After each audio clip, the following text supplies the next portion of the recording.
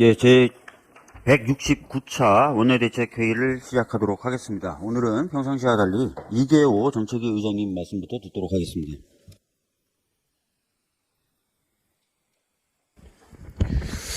네, 여러분 수고 많으십니다. 오늘은 먼저 국민의힘의 입법 태만부터 지적을 하고자 합니다. 우리 민주당은 지난 21대 국회 기간 동안 오직 민생 문제 해결을 위해서, 법안 통과를 위해서 정말 쉼없이 달려왔다, 이렇게 스스로 자평을 하고 싶습니다.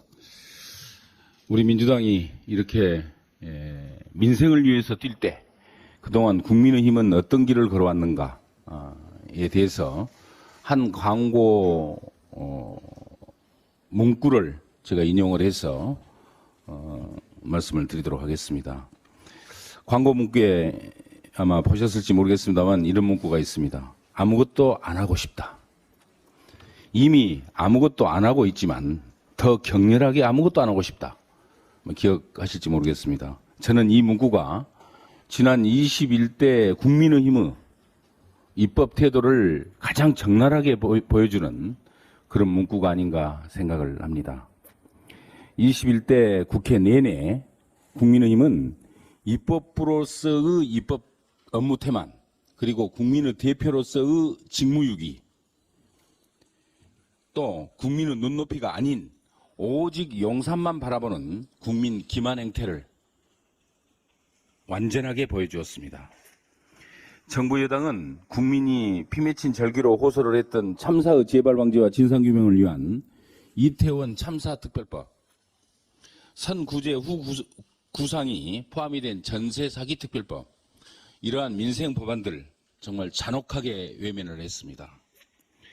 농가 소득 사상 최저, 또 쌀값 폭락 등으로 위기에 빠져 있었던 농민들을 살리는 양곡관리법, 간호 서비스의 질을 높여서 국민의 건강을 보호하는 간호법, 노동 기본권을 보호하기 위한 최소한도의 장치라고 할 수 있는 노란봉투법, 이러한 민생 법안도 정말 물거품으로 만들어버렸습니다. 방송의 공정성을 지켜서 공영방송의 독립성과 민주성을 확보하기 위한 방송 3법은 또 어떻습니까? 철저하게 무시했습니다. 정부 여당은 안전한 나라를 만들어달라는 국민들의 요구도, 또 최소한도의 권리를 지켜달라는 국민들의 처절한 바람도 처참히 짓밟았습니다. 더 나은 민생을 위한 입법은커녕 민주주의의 시계를 거꾸로 돌리는 일에만 몰두를 해왔던 것입니다. 그럼에도 여전히 정부 여당은 이렇게 말합니다. 국민들의 처참한 절규를 외면하고 우리 당이 민생을 위해서 달려온 피땀의 시간들을 입법 폭주라고 비아냥거리고 있습니다. 참으로 염치 없는 정권입니다. 말도 안 되는 여당입니다. 이번 총선 주권자인 국민들께서 입법 태만으로 21대 국회 내내 대한민국 국민들을 기만해온 정부 여당을 철저하게 심판해 주시기를 호소드립니다. 취약한 주거 환경으로 어려움을 겪고 계시는 노인분들이 늘고 있습니다. 대부분의 어르신들에게 내 집에서 편안하게 머물 곳이 없거나 어렵게 마련한 집 한 채도 임차료와 대출금 상환으로 큰 부담이 되고 있는 것입니다. 민주당은 어르신들의 주거 불안 해소와 안전한 주거 환경 제공을 어르신 정책의 최우선 목표로 삼겠습니다. 먼저 제22대 국회 임기 내 역세권 또 병세권에 어르신 전용 안심주택 10만 원을 공급하겠습니다. 향후 재고량 30만 호까지 확보해 나가겠다 약속드립니다. 이에 대해서 최저 주거 기준 미달 노인 1인 가구에게 월세 보조금을 지급을 하고 저리에 전세자금 대출 지원, 또 장기 공공 임대주택을 공급을 해 나가겠습니다. 또한 6080 세대 맞춤형 주택연금 제도를 확대하고 주거 이동도 지원을 하겠습니다. 민주당은 어르신 주거 안정 정책을 보다 촘촘한 설계와 그리고 탄탄한 로드맵을 바탕으로 해서 잘 추진을 해서 우리 어르신들이 내 집 걱정 없는 노후를 보낼 수 있도록 최선을 다하겠습니다. 어제 우리 민주당은 제21회 총선 10대 공약을 확정을 하고 중앙선거관리위원회에 제출을 했습니다. 10대 공약은 민생 회복, 미래 희망, 그리고 민주 수호, 평화 복원 이 네 가지 비전을 바탕으로 하고 있습니다. 그렇게 해서 기본주택 공급 등 민생 안정, 저출생 극복, 위기 대처와 재생에너지 전환, 혁신 성장과 균형 발전, 국민 건강과 행복, 국민 안전, 소상공인 자영업자 경쟁력 강화, 한반도 평화, 민주주의 회복, 정치 개혁 이렇게 10가지로 10대 공약이 구성이 되어 있습니다. 민생과 국가 미래를 책임지는 보다 유능한 정당, 그리고 국민이 가장 필요한 정책을 현실화시키는 책임있는 정당의 모습, 우리 더불어민주당이 총선 공약을 통해서 또 공약의 실천을 통해서 반드시 보여드리겠습니다. 많은 응원 부탁드립니다. 감사합니다. 예, 오늘 원내대책회의에서는 일요일에 있었던 이종섭 전 국방부 장관의 호주 출국 관련된 이야기들을 많이 다뤄보려고 합니다.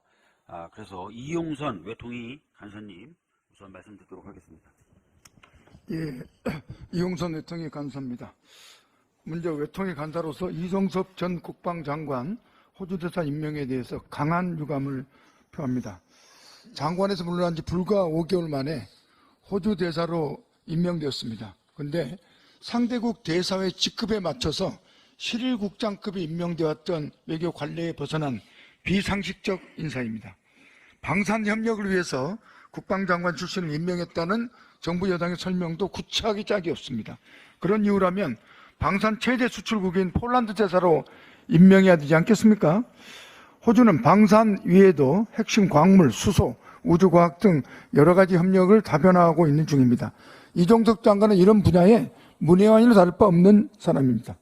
무엇보다도 대사란 자리는 대한민국을 대표하는 핵심적인 그 자리입니다. 그런데 중대범죄 피의자를 임명하는 것 자체가 외교적 망신이자 국적을 심각하게 훼손하는 행위입니다. 만일 호주에서 범죄 수사를 받아 출국 금지까지 당한 피의자를 주한 호주 대사로 임명하겠다고 하면 우리가 과연 용납할 수 있겠습니까? 이번 일로 인해 한국과 호주 간의 외교 문제로 비화되지 않을까 우려를 갖고 있습니다. 결국 이번 이종석 전 장관의 호주 대사를 서둘러 임명해 출국시킨 것은 고 최석은 상병 사건에 대통령실이 연관 가담되어 있다는 것을 자인한 것과 다를 바 없다 생각합니다. 자신들의 범죄를 덮기 위해 나라 망신, 국격의 훼손도 개의치 않는 파렴치한 모습을 보이고 있다. 개탄스럽게 짝이 없습니다.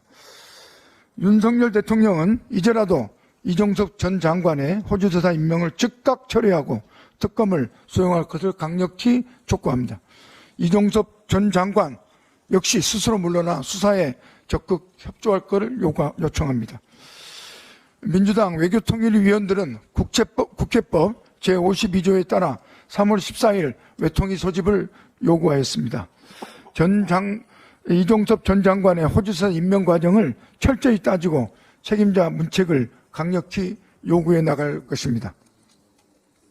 예, 다음은 제가 좀 이야기를 하도록 하겠습니다. 저는 원내 수석이지만 당에서는 최수근 상병 관련된 TF의 단장을 맡고 있습니다. 여러분, 이종섭 전 국방부 장관이 어떤 인물인지를 먼저 간단하게 다시 한번 상기시켜 드리도록 하겠습니다. 최수근 상병이 억울한 희생을 당한 다음에 군 헌병대에서는 군 경찰이죠. 1차적으로 조사를 해서 그 결과를 경북경찰청에 이첩하고 그 내용을 작년 7월 31일 날 발표할 예정이었습니다. 이종섭 전 국방부 장관이 작년 7월 30일과 31일 날 어떤 식으로 움직였는지를 한번 말씀드리도록 하겠습니다. 자, 7월 31일 날 행적인데요. 오전 11시 45분에 지금부터 말씀드리는 건 언론에 의해서 다 확인이 된 사실들입니다. 오전 11시 45분에 대통령실로 가입자명이 되어 있는 번호로 이종섭 전 장관이 전화를 온 전화를 받습니다. 그리고 나서 12분 후에 김계한 해병대 사령관에게 전화를 걸어서 최상병 사망 관련된 일정을 전면 취소하라고 지시합니다. 다음 다시 2분 후에 다시 사령관에게 전화를 걸어서 임성근 사단장을 정상 출근시키라고 지시합니다.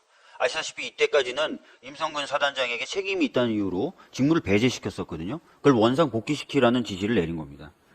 그리고 나서 오후 1시 30분에 참모진 긴급회의를 소집하고 근처에 있는 해병대 장군들을 장관실로 방문하도록 지시했고, 오후 2시 17분에는 정종범 해병대 부사령관이 수사 관련된 지침을 하다라는 식으로 그날 하루 바삐 국방부와 해병대가 돌아가게 됩니다. 자, 보시면 아시는 것처럼 이 모든 행적에 다 이종섭 전 국방부 장관이 개입되어 있고요. 그 시발점은 대통령실로부터 온 전화라는 것을 알 수 있습니다. 이래서 저희들이 이 수사 외압 사건의 핵심 피의자가 이종섭 전 장관이고 대통령실이 개입됐다라는 의혹을 강력하게 제기하는 것입니다. 그래서 공수처는 이 이종섭 전 장관에 대한 출국 금지 조치를 한 것이고 법무부도 그 판단이 맞다고 해서 출국 금지 조치를 내린 것입니다. 그런데 일요일 날 출국 금지 조치가 해제됐어요. 전에도 말씀드렸지만 이 출국 금지는 수사의 필요성이 인정되면 하게 되어 있습니다. 관련돼서 법원은 피의자의 범죄 사실과 해외 도피 가능성 등이 확정적으로 증명돼야 출국 금지를 하는 건 아니다라고 얘기했습니다. 확정적이 않더라도 수사기관이 수사에 필요하다라고 하면 출국 금지를 해도 된다는 것이 법원의 판단입니다. 자, 그런데 법무부는 출국 금지 해제했죠. 어제 보도된 내용 보셨습니까? 공수처가 이종섭 전 장관 소환 조사한 뒤에 출국 금지 해제해도 된다고 얘기했습니까? 아닙니다. 공수처는 법무부에 출국 금지를 유지해달라고 요청했습니다. 수사기관이 수사의 필요성이 있다, 출국 금지를 유지해달라고 했는데도 불구하고 법무부에서는 출국 금지를 해제한 겁니다. 법무부가 수사합니까? 아니죠. 이것은 제가 봤을 때 이미 출국 금지를 해제할 결심을 누군가가 했고 그 강력한 결심과 의지가 관철된 거라고 볼 수밖에 없습니다. 대통령실이겠죠. 이종섭 전 장관이 호주에 입국하자 호주에서 가장 많은 사랑을 받고 가장 많은 신뢰를 받는다는 호주 공영방송 ABC에서는 이종섭 전 장관의 호주 대사 임명이 양국의 외교관계에 악영향을 미칠 수도 있다라는 보도를 내놨습니다. 도대체 누구를 위한 대사 임명입니까? 오늘 저희 더불어민주당은 이미 공지된 대로 이종섭 전 장관의 해외 도피성 출국에 관련된 특검법을 당론으로 발의하고 접수하겠습니다. 그리고 이미 말씀드린 대로 4월 3일이면 부의간주되는 최수근 상병 관련된 특검법 차질 없이 처리하도록 하겠습니다. 그것을 통해서 이 모든 의혹을 밝힐 거고 이 기괴하다 못해 무도한 정권에 대해서 분명하게 심판하도록 하겠습니다.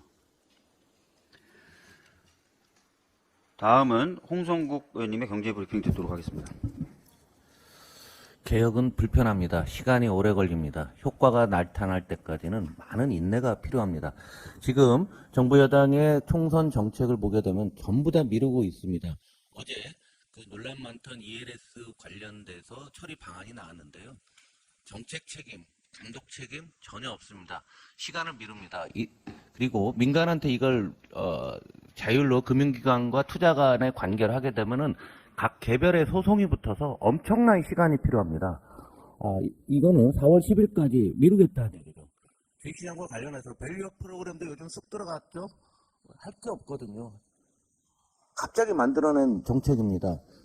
5월에 뭔가 발표한다고 하는데요. 다 총선 끝난 다음에 할 거 없고 내용 없는 것들은 다 총선 후에 하겠다는 이러한 정책들이 연일 이어지고 있습니다. 불편한 것, 애매한 것, 갈등의 소지가 있는 것은 다 총선 후로 미루고 있는데 과연 총선 후에 어떤 상황이 될지 모르겠습니다. 경제 문제도 그렇습니다. 어제 3월 10일까지 수출 나왔는데요. 지금까지 양상은 좀 틀려요. 아직 뭐 열흘간이기 때문에 그런데 자동차 수출이 크게 줄었습니다. 제가 이 자리에서도 그 얘기를 했어요. 수출이 반도체 일방으로만 흐르고 있다고. 대통령이 세일즈맨 1호라고 했지 않습니까? 중국이 이렇게 중요한데 단 한마디 언급도 안 하고 있습니다. 지금은 정권의 문제를 떠나서 중국에서 한국 제품 수입 비중을 한번 보세요. 전체 중국에서 이 정도, 그러니까 10%대에서 지금 7%도 하락하고 있고요. 그리고 한국 수출하던 중간재와 자본재는 마이너스가 나오고 있습니다. 이 어마어마한 순간에 영업사원 1호는 뭘 하고 있는 겁니까? 총선 끝난 다음에 뭐 조치 나올 겁니까? 중국을 한번 방문해보려는 시도라도 한번 했습니까? 여기에 관련된 중소기업들 매우 어려운 상황이고요. 최근에 보수 언론에 보도된 내용만 쭉 정리해봤어요. 몇 가지 눈에 보이는 것. 고령자 빈곤 문제, 화장장 문제, 불편하죠? 간병비 치솟는 문제, 대책 없잖아요. 군대, 우리 안보의 가장 중요한 초급 장교도 ROTC 지원율이 이렇게 떨어지고 있어요. 처음에 서울대가 ROTC 512명인데 작년에 5명 지원했습니다. 그럼 대책을 마련해야죠.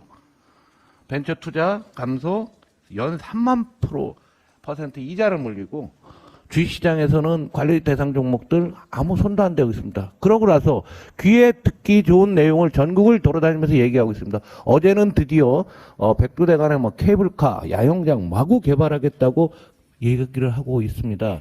이게 과연 가능한 얘기입니까?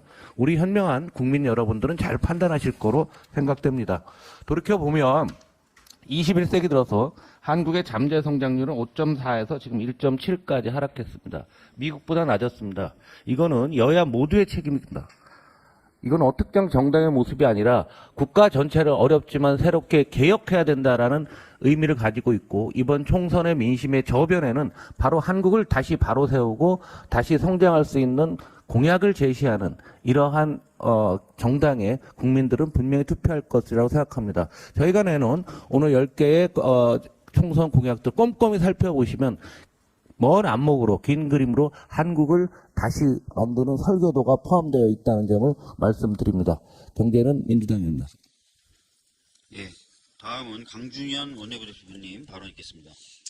어제 고양시를 찾은 한동훈 국민의힘 비대위원장은 고양시를 포함한 경기도의 서울 편입을 원샷법으로 통과시켜서 해결하겠다는 취지로 발언했습니다.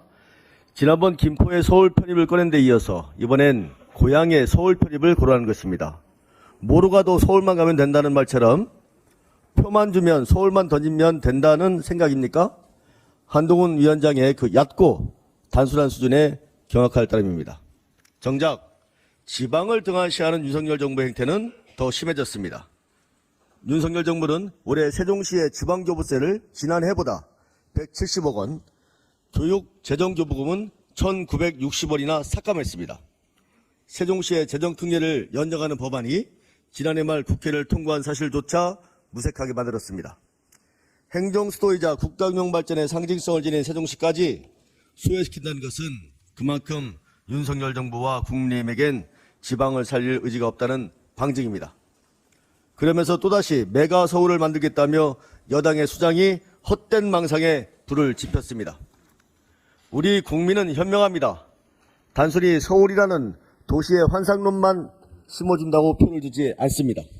오히려 수도권 과밀화로 인한 양극화, 지방소멸, 저출생이라는 국가적 위기를 극복할 대안을 원합니다. 그래서 이러한 미래비전은 실종된 여당을 향해 심판할 마음만 가질 것입니다. 국민의힘은 지금이라도 서울만 외치면 총선 표심이 올 것이라는 아둔한 착각에서 벗어나십시오. 그리고 지금 대한민국의 정말 절실한 국가균형 발전에 대한 중요성을 깨닫고 이에 대한 정책적 의지를 가지고 총선에 임하시기를 촉구합니다. 이상입니다. 예, 그럼 마지막으로 홍익표 원내대표님 말씀 듣도록 하겠습니다.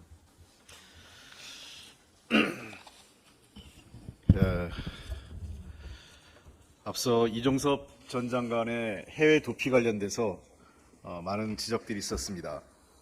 이것은 명백하게 우방국에 대한 외교적 결례입니다. 핵심 피의자를 대사로 내보내서 외교를 활용해서 수사를 방해하는 것은 있을 수 없는 일입니다. 우방국가에 대한 매우 큰 외교적 결례이자 나라 망신입니다. 이러한 부적격자 대사를 받는 호주 정부와 호주 국민들 그리고 교민사회는 어떻게 생각하시겠습니까? 참담합니다. 이번 일에 중요한 것은 결국은 중대범죄를 은폐, 수사 방해를 하기 위한 것인데요. 이 이종섭 피의자 같은 경우는 핸드폰을 제출했는데 최상병 사건이 난 이후에 쓰기 시작한 새로운 휴대폰을 제출했다고 합니다. 이건 명백하게 증거인멸에 해당하는 것이죠. 차라리 한동훈 비대위원장한테서 아이폰은 비번 번호를 좀 사용자 그걸로 해서 비번하면 어떻게 되는지 아시죠? 우리가 보통 아이폰 비번이 구형은 4자리, 신형은 한 6자리인데 사용자 지정으로 하면 24자로 입력할 수 있는 비밀번호가 있습니다. 한동훈 비대위원장의 아이폰 비번 사용자 입력 비법을 알았으면 구형 휴대폰을 낼 수도 있을 텐데.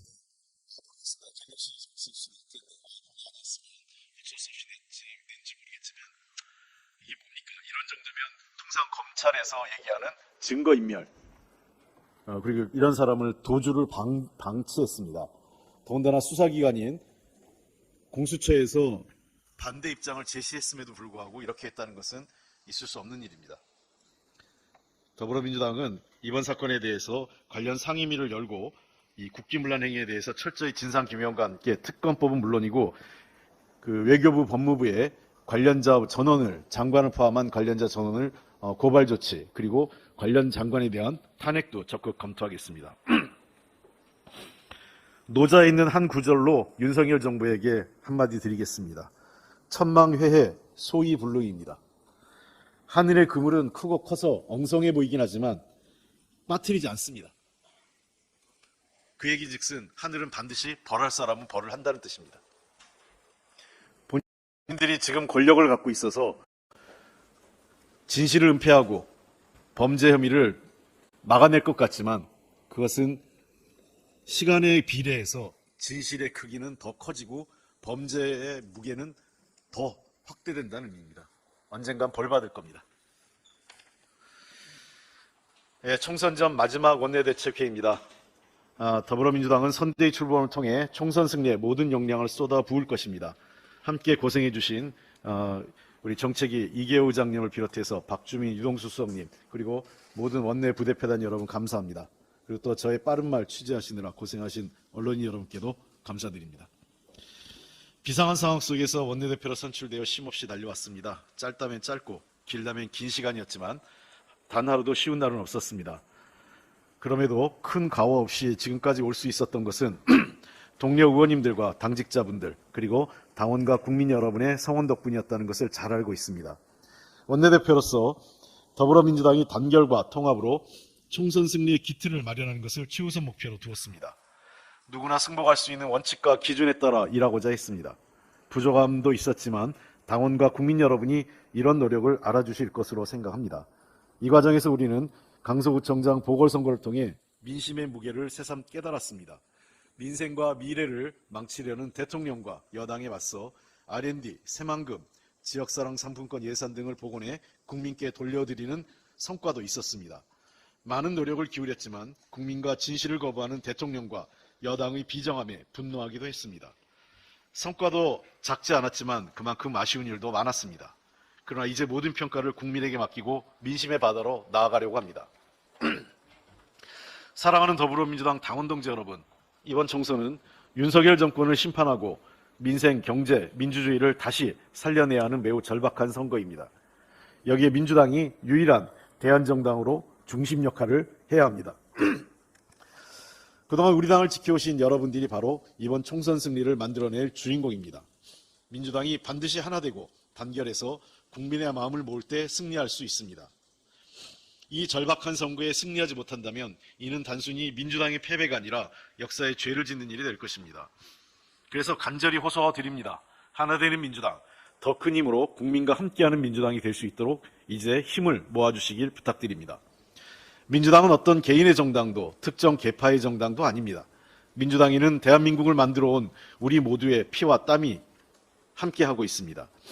경제 위기를 극복하고 정부화 시대를 선도하며 한반도 평화의 길을 열어온 지혜와 역량이 오롯이 담겨 있습니다.